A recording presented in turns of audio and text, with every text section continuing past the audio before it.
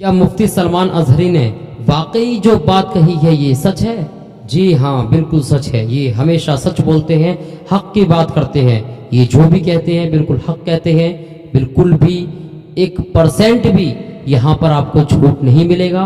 और यहाँ तक कि हमारे यूट्यूब चैनल पर भी जो भी खबर मिलेगी वो आपको सच मिलेगी। तो आइए जानते हैं। अस्सलाम वालेकुम नाज़रीन, मैं आपका दोस्त मोहम्मद ज़िशान। उम्मीद करता हूँ आप सब लोग खैरियत से होंगे। स्वागत है आपका हमारे यूट्यूब चैनल पर। नाज़रीन, आज फिर से हाजिर हैं हम नई वीडियो के साथ। मुफ्ती सलमान अजहरी हमारे साथ हैं। हमारे वीडियो के साथ बने रहिए। वीडियो को लाइक शेयर कमेंट ज़रूर करें। नाज़रीन, आज मुफ्ती सलमान अजहरी ने जो बात कही है वाकई दिल की गहराइयों के साथ इन्होंने कहा है। और इसी के साथ इन्होंने अपने जज्बे के साथ हमारे दिलों को जीत लिया है। वाकई मैं तो ये कहता हूँ कि इन्होंने हमारे दिलों पर राज कर लिया है। क्या फ़लस्तीन, गाज़ा, हमास के बारे में जो इन्होंने कहा है वाकई हक कहा है। और यही इनका फ़र्ज़ बनता है एक मुस्लिम, ताकि हमारे दिलों के अंदर भी मुस्लिम भाइयों के लिए जज्बा पैदा हो, हमारा ईमान ताज़ा हो जाए। तो आइए बिना कुछ कहे, बिना कुछ सोचे, बिना कुछ समझे हम इस वीडियो को देखते हैं और सब कुछ समझ जाएंगे, सब कुछ सोच लेंगे और सोच करके हमें क्या करना है वो भी हम समझ जाएंगे। तो आइए इस वीडियो को स्टार्ट करते हैं। आप स्क्रीन पर देखिए मुफ्ती सलमान अजहरी। फिलिस्तीन के बच्चों की आवाजें सुन लेते, तुम्हारे कानों में अगर वो मुल्क शाम के बच्चों की चीख आई होती, रात पूरी बेकरारी में गुजर जाती। तुम फिलिस्तीन के बच्चों की आवाजें सुन लेते। बरसों हो गए मेरे अजीजों, एक रोटी का टुकड़ा भी अगर उनको मिल जाए तो छीना झपटी करते हैं। यहाँ तुम शादियों में खाने गटर और नालियों में फेंक देते हो।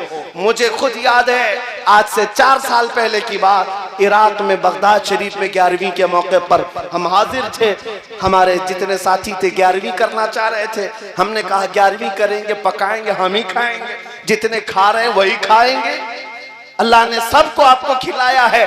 आओ रिफ्यूजी कैंप में, जो जंगों में जिनके घर तबाह हो चुके, झोंपड़ियां डालकर रह रहे हैं, हम बकरे काटते हैं, उन तक गोश्त पहुंच जाए, ये सबसे बड़ी 11वीं है। लोगों ने 13 बकरे काटे थे। मैं सिर्फ एक बात आपको बता रहा हूं, हम झोलियों में भर भर करके रिफ्यूजी कैंप गए थे और ले जाकर के जब तकसीम करने के लिए आए, वो बच्चे ऐसे लिपट पड़े थे कि हमारे कपड़े फट गए, सिर्फ एक एक टुकड़ा गोश्त का लेने के लिए। और जब एक पाव किलो का गोश्त का टुकड़ा किसी बच्चे को दिया जाता, वो चूमता था, आंखों से लगाता था, अपनी अम्मा को पुकारते हुए झोपड़ी में भाग रहा होता कि अम्मा गोश्त आ गया, गोश्त आ गया। ये मंजर देखकर जितने हम तकसीम करने के लिए गए थे रो पड़े थे मेरे अजीजों। ये हालात आज उसी रसूल की उम्मत के साथ हैं और तुम्हें जरा बराबर एहसास नहीं, दर्द नहीं। आज हमारे नाचने के दिन नहीं है, हमारे रक्स करने के दिन नहीं है। नौजवानों को नाचते हुए रक्स करते हुए देखते हैं तो दिल के अंदर अजीब सी कैफियत पैदा होती है। इस्लाह मुआशरा का ये बहुत बड़ा पिल्लर है। यहाँ से अगर खराबियां खत्म हो जाएं, क्योंकि मेरे आका ने फरमाया मेरी उम्मत के 2 पहिए हैं, 2 जमातें अगर सही हो गई तो मेरी पूरी उम्मत सही हो जाएगी। साहबा ने पूछा वो 2 जमातें कौन सी हैं? फरमाया एक उलमा की, एक उमरा की, अमीरों की। ये 2 अगर सही हो गए तो उम्मत सही हो जाएगी, और ये 2 बिगड़ गए तो पूरी उम्मत बिगड़ जाएगी। जरूरत है इस्लाह मुआशरा में यहाँ की भी इस्लाह की। उलमा इमाम अहमद बिन हम्बल और उनके जमाने के बड़े मुहद्दिस हैं शेख अली मदीनी, इमाम बुखारी के उस्ताद हैं।